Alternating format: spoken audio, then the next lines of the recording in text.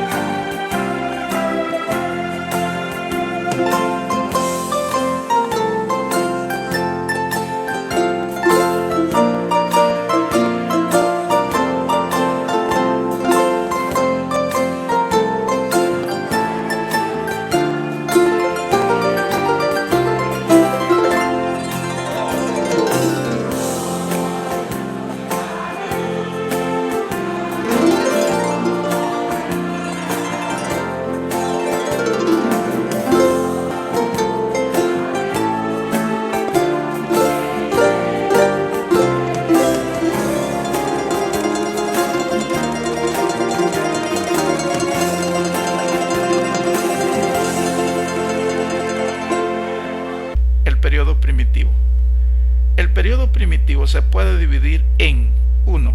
Periodo apologético, desde la era apostólica hasta la muerte de Orígenes. 2. Era de la polémica, desde la muerte de Orígenes hasta Juan Damasceno, los años 254 al año 730. El periodo primitivo es en particular el de los padres de la Iglesia, estos defendiendo el cristianismo contra el paganismo exterior y participando en controversias contra herejías internas mediante paciente perseverancia y a menudo a precio de martirio. Elaboraron materiales que los doctores de periodos posteriores sistematizaron con diversos métodos, dando como resultado la dogmática cristiana. Grandes líderes del periodo primitivo. A los primeros padres de la Iglesia se les clasifica generalmente en dos divisiones principales. 1. Padres prenicenos y 2. Padres postnicenos. Sin embargo, para nuestro propósito mencionaremos solo a los padres apostólicos y a los primeros apologistas.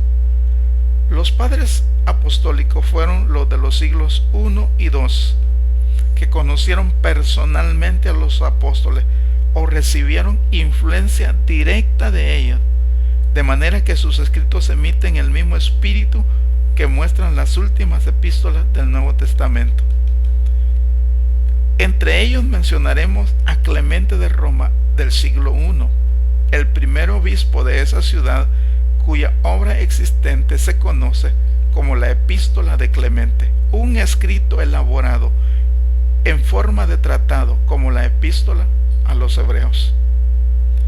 Luego siguió Ignacio de Antioquía, quien nació a mediados del siglo I. Fue discípulo inmediato del apóstol Juan, con quien fue contemporáneo por casi 20 años. Hay 7 cartas existentes escritas, como algunas de la pluma de Pablo, mientras iba hacia Roma, donde sufrió el martirio.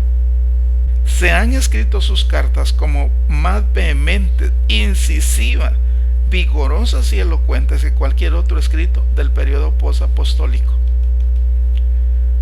Su personalidad impresionante y pensamiento profundo lo distinguen como una figura sobresaliente de ese periodo. El tono dominante de su vida fue el amor devocional. El tercero en la sucesión fue Policarpo, obispo de Esmirna, que escribió su epístola a los filipenses por el año 120. Fue discípulo de Ignacio y se piensa que conoció personalmente al apóstol Juan. Dejó un gran testimonio antes de su martirio y 30 años después la iglesia de Esmirna envió un relato del mismo a la iglesia de Filomelia, el cual se incluye con su epístola. Papías, obispo de Heriápolis, que quizá haya sido también discípulo de Juan, escribió 5 libros de los que solo se conservan fragmentos de la explicación de los discursos del Señor. Ireneo, obispo de León, entre el año 115 al año 125, 130 al 142, fue discípulo de Policarpo, por lo que establece una relación directa desde el apóstol Juan hasta Ireneo, el último padre apostólico. También existen numerosos escritos anónimos de suficiente importancia que demandan atención. La Didache, o la enseñanza de los 12 apóstoles, que según se cree se publicó por los años 80 a 90. De ser así, quizás sea el manuscrito no inspirado más antiguo de la era cristiana. La epístola de Bernabé se atribuye a veces a Bernabé, el compañero de Pablo, pero existe más evidencia en favor de una paternidad literaria anónima. La epístola a de Agneto menciona el discipulado con los apóstoles, pero tal vez use ese término en el sentido amplio de que estaba en conformidad con las enseñanzas apostólicas. Respecto al pastor de Hermas, conocido como Clemente I, la paternidad literaria es subapostólica, pero por lo general se clasifica en los escritos de los padres apostólicos. Algunos atribuyen la autoría de esta epístola a Hermes, a quien Pablo menciona en Romanos 16:14, pero parece haber mayor evidencia en favor de Hermas, hermano de Pío I, obispo de Roma, alrededor del año 139 al año 154. También existe la epístola conocida como Segunda Clemente, que por su fecha es subapostólica, pero como en el caso de Primera Clemente, se clasifica con los escritos de los padres apostólicos. Se desconoce al autor, pero lo más probable es que sea una homilía escrita por los años 120 a 140. Y por ello quizás sea el sermón existente más antiguo que se haya predicado ante una congregación cristiana.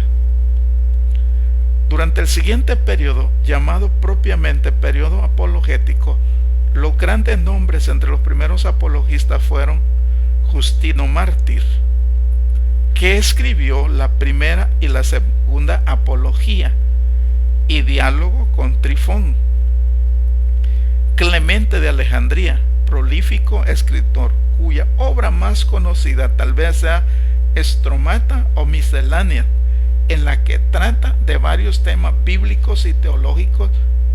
Otras obras suyas son Protréctico, escrito con fines evangelísticos para la conversión de nuevas personas, y Pedagogo, un manual básico para instruir a nuevos convertidos. Tertuliano, 155 al 222, cuyo De Testimonio Animae es solo una de sus numerosas obras, y Cipriano, 200 al 258, obispo africano cuya mayor contribución fueron sus enseñanzas respecto a la iglesia. También en ese periodo estuvieron Orígenes, 185 al 254, quizás el principal erudito y escritor de ese tiempo, a cuyo tratado de los principios se le dará después mayor atención. Arrio, 336, predicador popular, influyente y erudito de gran capacidad, quien al adoptar las ideas racionalistas de Luciano, 311 en Antioquía, entró en conflicto con su obispo Alejandro, originando así la controversia arriana. Atanasio, 296 al 373, oponente de Arrio y conocido como padre de la ortodoxia por su defensa de la deidad de Cristo. Agustín, 354-430, el nombre más importante del periodo, cuyos escritos son considerados autoritativos por los católicos romanos y muchos protestantes. Y finalmente Juan Damasceno, 700 al año 760, el gran teólogo de la Iglesia Oriental. Además existen muchos nombres de menor importancia, pero de enorme interés para el estudiante de la apologética. Arístides, que dirigió una apología al emperador Antonino Pío por el año 150. Tasiano, conocido especialmente por su Diatessaron Athenagoras, escribió en el año 176 al 178, que dirigió una apelación a Marco Aurelio. Teófilo, obispo de Antioquía, que escribió una defensa del cristianismo alrededor del año 190. Los tres capadocios, Gregorio Nacianceno, 329 al 389, Gregorio de Niza, bautizado en 372, y Basilio, 330 al 379. Notables por su trabajo para resolver el problema trinitario. Cirilo de Alejandría, 444, Teodoreto de Ciro, en 457, y Teodoro de Mausestia, 350 al 428, que contribuyeron con interpretaciones de la Biblia y obras devocionales y apologética. La respuesta de Cirilo de Alejandría al emperador Juliano ha sobresalido en la literatura apologética. Grandes concilios de la era primitiva. Ningún sumario, por breve que sea, puede hacer justicia al periodo primitivo sin mencionar los grandes concilios. Estos aportaron a la Iglesia las declaraciones doctrinales claras y concisas con las cuales se elaboró la teología de la Iglesia. Al frente de estas controversias, dice Felix Shaw, estuvieron maestros de la Iglesia de notable talento y piedad enérgica, no meros intelectuales, sino venerables personajes dedicados a la teología, hombres íntegros, tan grandes en la acción como en el sufrimiento. Para ellos la teología era un asunto sagrado que involucraba el corazón y la vida. Veamos el siguiente sumario de los concilios ecuménicos. El Oriente y el Occidente reconocen 7 concilios ecuménicos, pero la Iglesia Católica Romana acepta un número mayor. Por ecuménico se entiende que, ya sea representativo en membresía o no, es aceptado por toda la Iglesia porque la representa correctamente en sus definiciones de fe. Todos estos concilios, con excepción de uno, se realizaron durante el periodo polémico. Concilio de Nicea 325, convocado por el emperador Constantino para considerar la herejía arriana y resolverla si era posible. Le dio a la Iglesia el primer gran credo ecuménico. Primer concilio de Constantinopla, el año 381. Convocado por el emperador Teodosio el Grande, con el propósito de corregir los errores del apolinarismo y del macedonianismo.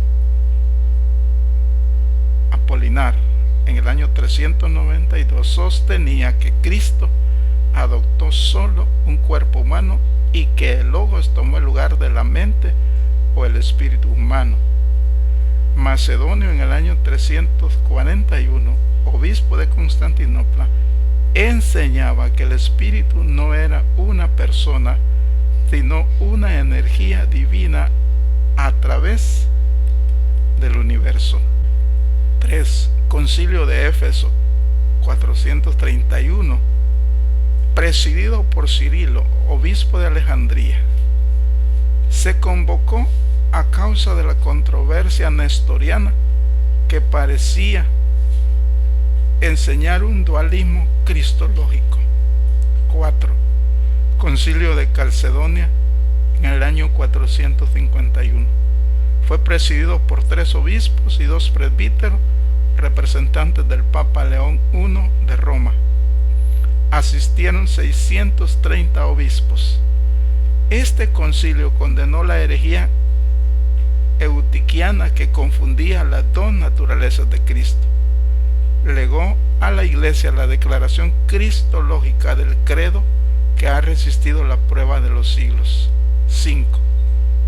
Segundo Concilio de Constantinopla, en el año 553, convocado por el emperador Justiniano y presidido por el patriarca Eutiquio.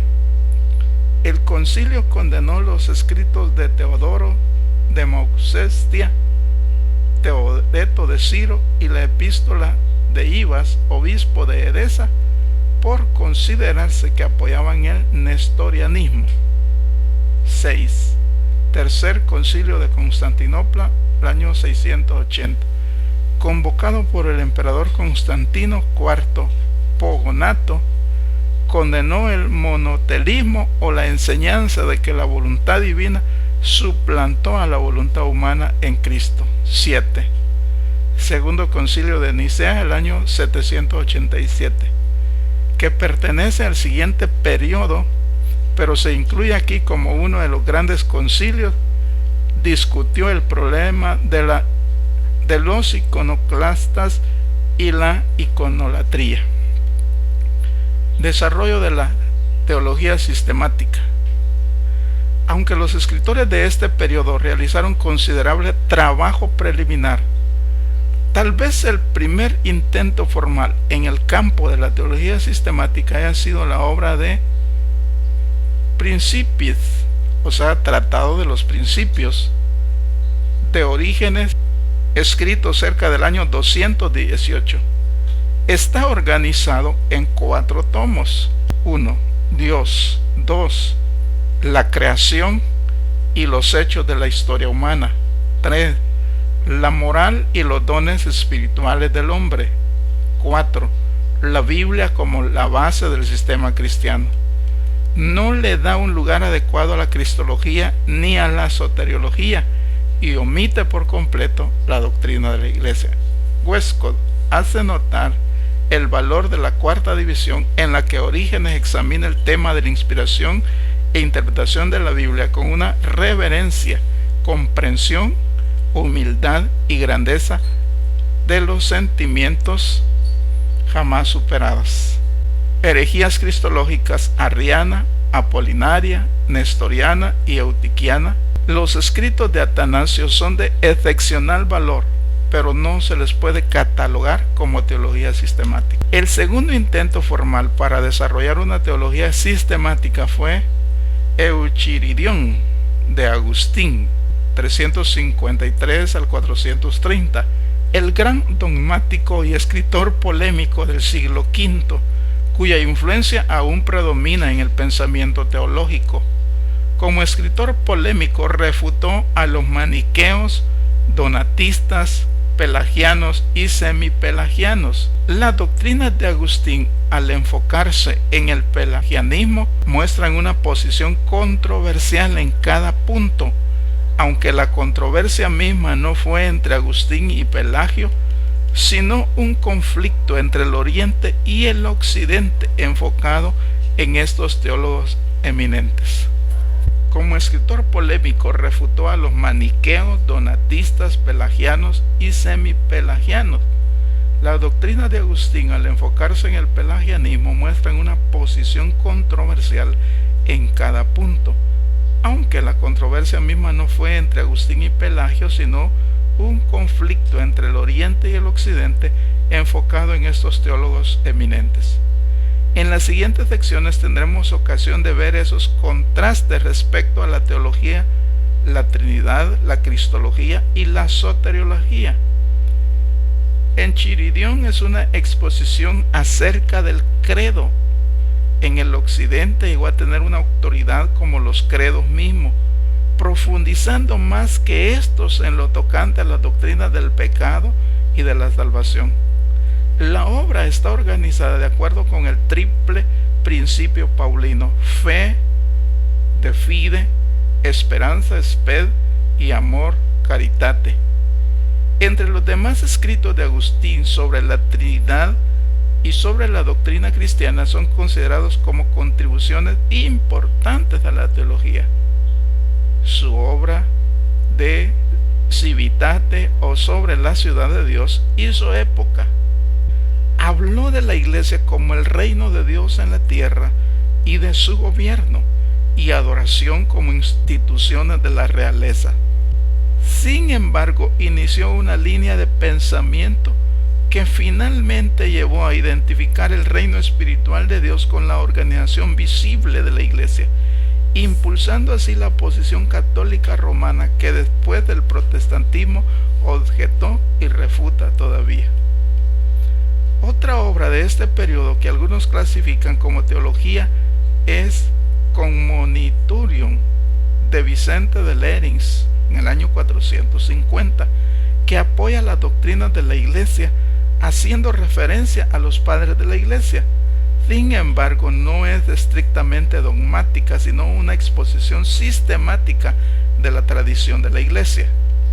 El tercero y último intento de formular una teología sistemática en este periodo fue la contribución de Juan Damasceno en el Oriente en el año 700 al 760, que marcó el final del periodo primitivo.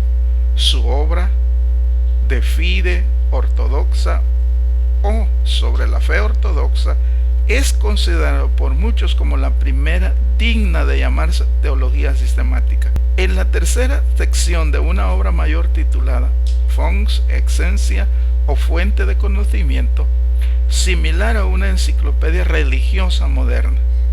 Las primeras dos secciones contiene un breve tratado sobre las categorías de Aristóteles, o sea, Capita Philosophica, y de Versibus o Compendio de Herejías, que menciona 103, carecen relativamente de importancia.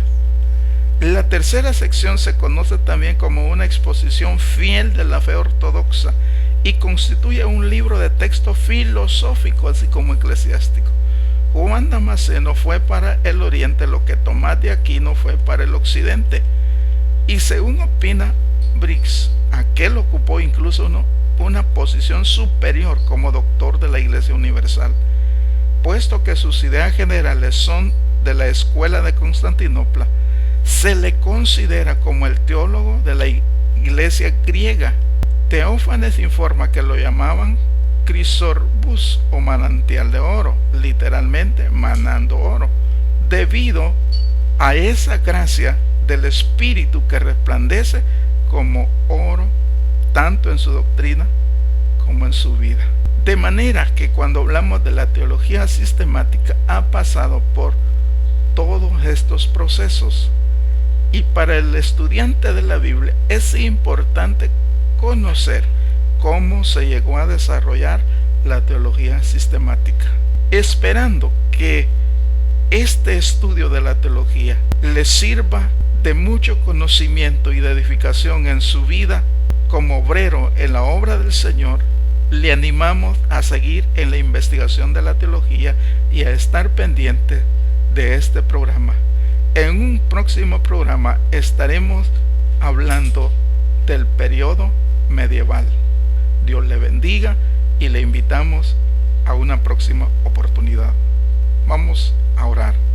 Señor, te damos gracias por este estudio de la teología y te pedimos que bendigas a cada estudiante de la Biblia, a cada pastor, a cada obrero, a cada uno de aquellos que están dedicados a la enseñanza y a la predicación, que estos estudios de la teología puedan ser de provecho para cada uno de ellos, Señor, y que bendigas a cada uno y edifiques la vida de cada uno a través de estos estudios. Te lo suplicamos, Señor, en el nombre de Jesús. Amén.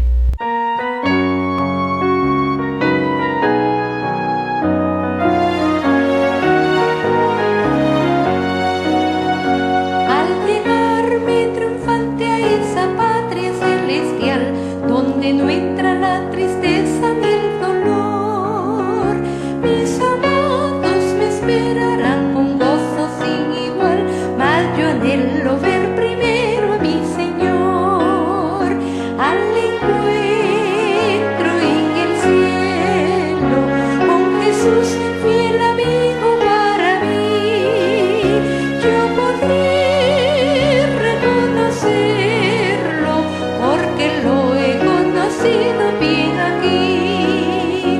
Oh, qué rapto glorioso contemplar su santa faz, su sonrisa dando bienvenida a mí. Mi alma rebosará de gratitud, amor y paz, moraré en su presencia siempre allí. Al encuentro en el cielo, con Jesús fiel amigo para yo podré reconocerlo, porque lo he conocido bien aquí. Mis queridos salvados en la gloria quiero ver, pues con ellos tuve dulce comunión. Mas mirar a mi Cristo me dará mayor placer, el primer lugar tuvo en mi corazón.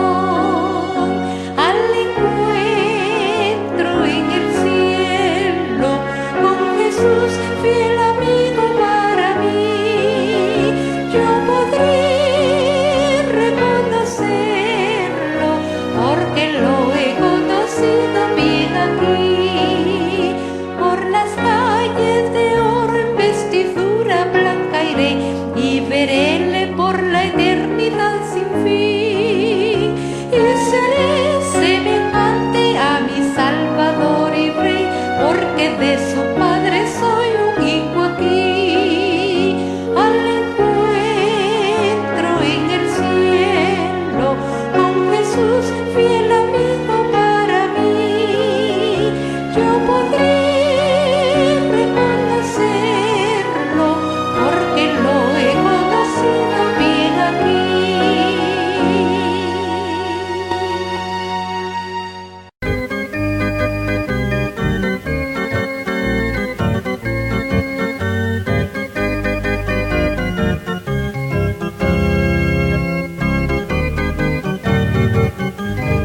Les hemos presentado el programa Sendas Antiguas con el pastor Rubén Monroy Orellana. Hasta la próxima.